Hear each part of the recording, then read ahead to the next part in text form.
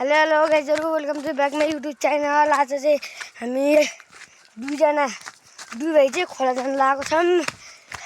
मेरो भाइ र म चाहिँ जान लागेको छौं। अनि अब त खोला चाहिँ अब देख्न मिल्दैन नि त।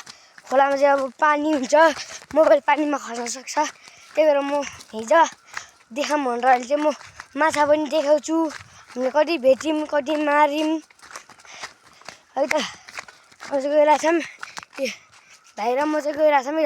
भाइले चाहिँ छाचुर बोकेको छ, मैले झोलामा नास्ता सास्ता अनि के भन्छ त्यसलाई मार्ने तिर्पल बोकेको छु।